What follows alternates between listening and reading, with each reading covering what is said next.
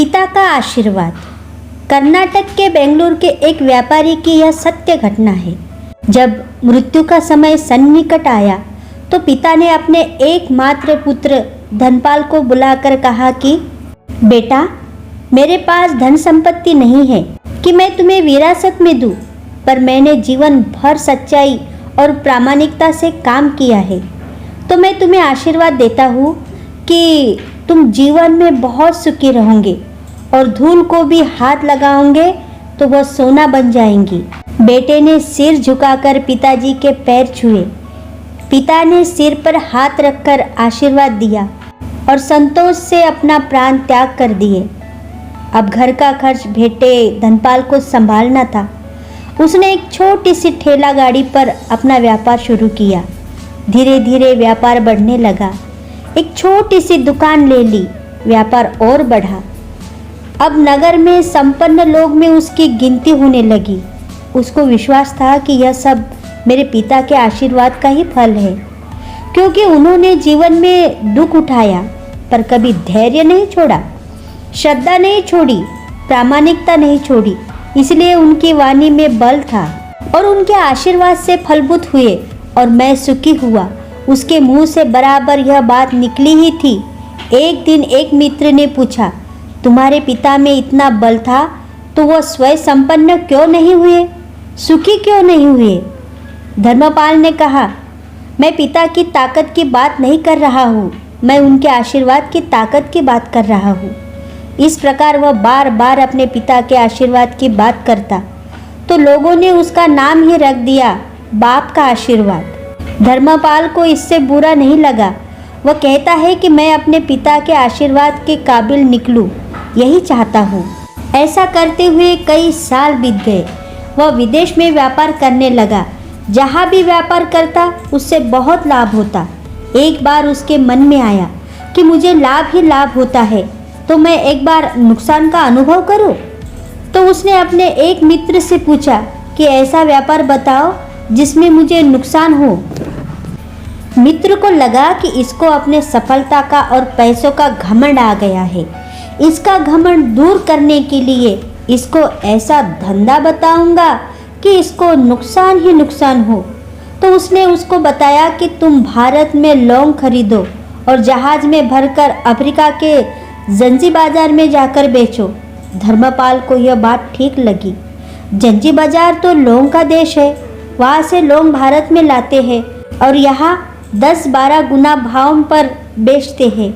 भारत में खरीद करके जंजीबार में बेचे तो साफ नुकसान सामने दिख रहा है। परंतु धर्मपाल ने तय किया है कि भारत में लौंग खरीदकर जंजीबार खुद लेकर जाऊंगा। देखूं कि पिता के आशीर्वाद कितना साथ देते हैं। नुकसान का अनुभव लेने के लिए उसने भारत में लौंग खरीदा और जहाज में भरकर खुद उनके साथ जंजीबार द्वीप पहुंचा। जंजीबार में सुल्तान का राज्य था। धर्मपाल जहाज से उतर करके और लंबे रेतीले रास्ते पर जा रहा था वहाँ के व्यापारियों से मिलने को। उसे सामने से सुल्तान जैसा व्यक्ति पैदल सिपाहियों के साथ आता हुआ दिखाई दिया। उसने किसी से पूछा कि यह कौन है। उन्होंने कहा, यह तो सुल्तान है। सुल्तान ने उसको सामने देखकर उसका परिचय पूछा। उसने कहा, मैं भारत के गुजरात के खंबात का व्यापारी हूँ और यहाँ पर व्यापार करने आया हूँ। सुल्तान ने उसको व्यापारी समझकर उसका आदर किया, उससे बात करने लगे। धर्मपाल ने देखा कि सुल्तान के साथ सैकड़ों सिपाही है, परंतु उनके हाथ में तलवार, बंदूक आदि कुछ भी न होकर बड़ी बड़ी छलनियाँ है। उसको आश्चर्य हुआ। उसने विनम्रता पूर्वक सुल्तान से पूछा, आपके सैनिक इतने छलनी लेकर के क्यों जा रहे हैं? सुल्तान ने हंसकर कहा, बात यह है कि आज सवेरे मैं समुद्र तट पर घूमने आया था, तब मेरी उंगली में से एक अंगूठी यहाँ कहीं निकलकर गिर गई है। अब रेत में अंगूठी कहाँ गिरी पता नहीं, तो इसलिए मैंने सैनिकों को साथ लेकर आया हूँ। यह तो रेत छानकर मेरी अंगूठी उससे तलाश कर लेंगे। धर्मपाल ने कहा, अंगूठी बहुत महंगी होंगी। सुल्तान ने कहा, नहीं, उससे बहुत अधिक कीमती वाली अनगणित अंगूठियां मेरे पास है, पर वह अंगूठी एक फकीर का आशीर्वाद है। मैं मानता हूँ कि मेरी सल्तनत इतनी मजबूत और सुखी फकीर के आशीर्वाद से है, इसलिए मेरे मन में उस अंगूठी का मूल्य सल्तनत से भी ज्यादा है। इतना कहकर के सुल्तान ने फिर पूछा, बोलो सेठ, इस बार आप क्या माल लेकर आए हो? धर्मपाल ने कहा कि लौंग। सुल्तान ने आश्चर्य का ठिकाना नहीं रहा। ये तो लौंग का ही देश है सेठ, यहाँ लौंग बेचने आए हो? किसने आपको ऐसी सलाह दी? जरूर वो कोई आपका दुश्मन होगा। यहाँ तो एक पैसे की मुट्ठी भर लौंग मिलते हैं। यहाँ लौंग को कौन खरीदेगा और तुम क्या कमाओगे? धर्मपाल ने कहा, मुझे यही देखना है कि यहाँ भी मुनाफा होता है या नहीं। मेरे पिता के आशीर्वाद से आज तक मैंने जो भी धंधा किया उसमें मुनाफा ही मुनाफा हुआ, तो मैं देखना चाहता हूँ कि उनके आशीर्वाद यहाँ भी फलते हैं या नहीं।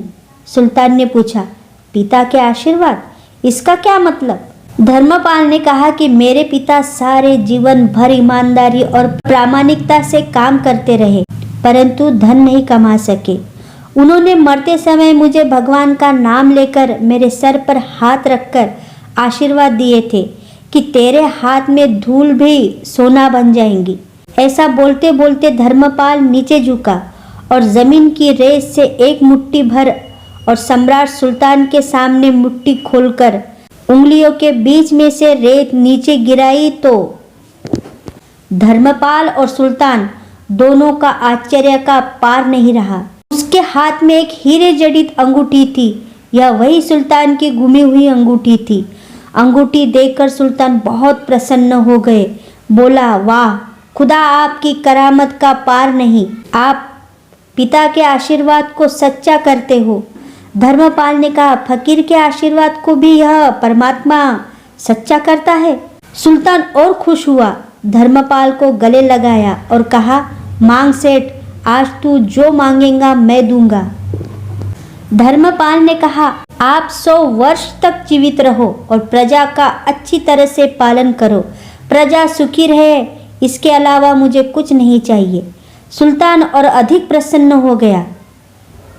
उससे कहा, सेठ, तुम्हारा सारा माल मैं आज खरीदता हूँ और तुम्हारी मुंह मांगी कीमत दूंगा। तो इस कहानी से शिक्षा मिलती है कि पिता के आशीर्वाद हो तो दुनिया की कोई भी ताकत तुम्हें पराजित नहीं होने देंगी। पिता और माता की सेवा का फल निश्चित रूप से मिलता है। आशीर्वाद जैसा और कोई संपत्ति नहीं। बालक के मन में जो जानने वाली माँ और भविष्य को संवारने वाले पिता, यही दुनिया के 2 महान ज्योतिष्य है। अपने बुजुर्ग का सम्मान करें, यही भगवान की सबसे बड़ी सेवा है। Thank you.